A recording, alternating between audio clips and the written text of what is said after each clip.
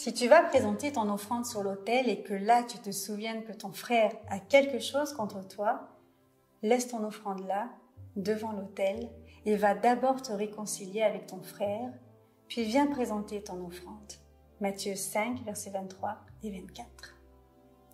Cette parole de Jésus montre combien à ses yeux, le pardon est une priorité.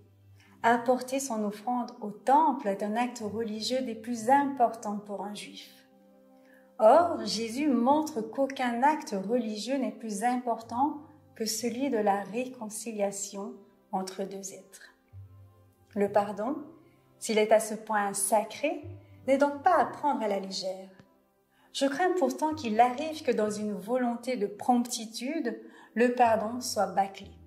En effet, le pardon est l'une des premières formules de politesse qu'on apprend à l'enfant, après oui, non, bonjour, merci et s'il vous plaît.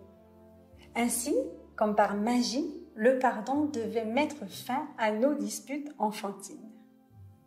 Devenus adultes, beaucoup de chrétiens pensent qu'il faut pardonner dans la précipitation par crainte d'offenser Dieu, même si le cœur n'y est pas. Faux pardon et surtout fausse délivrance. Toute démarche humaine et spirituelle se doit d'être réfléchie. Il faut s'accorder le temps de bien faire. Le pardon est donc bien l'aboutissement d'un cheminement intérieur. Il peut être long.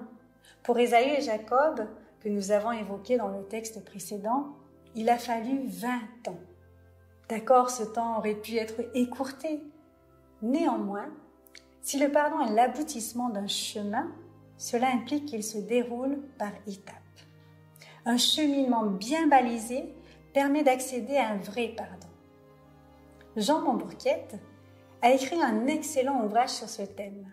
Comment pardonner? Il propose 12 étapes pour réussir à accorder un pardon. Parmi les plus importants, en voici 5. Tout d'abord, prendre le temps de guérir en prenant d'abord conscience de l'étendue de sa blessure. Ensuite, prendre le temps de recréer en soi l'harmonie. Lorsqu'on est victime d'une offense sérieuse, une partie de soi a tendance à s'identifier à l'offenseur et une autre se complaît dans le rôle de la victime. Ainsi, l'offensé répète sur lui-même l'agression subie ou il la dirige sur un innocent. Il faut donc du temps pour réassocier les parties de notre être brisé. Troisièmement, considérer son offenseur au point de le voir capable de changement. Il s'agit de s'efforcer de se mettre à la place de l'offenseur au moment de l'action malheureuse. Ensuite, il faut le reconnaître comme un être capable de s'améliorer. Quatrièmement, découvrir un sens à l'offense de sa vie.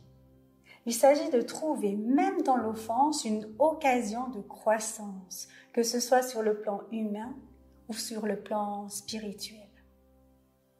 Enfin, cinquièmement, attendre le moment de la grâce en se rappelant que le pardon est aussi et d'abord une grâce. C'est là que, dans une démarche spirituelle et de foi, je peux provoquer Dieu en le priant « Pardonne-nous », comme nous aussi nous pardonnons.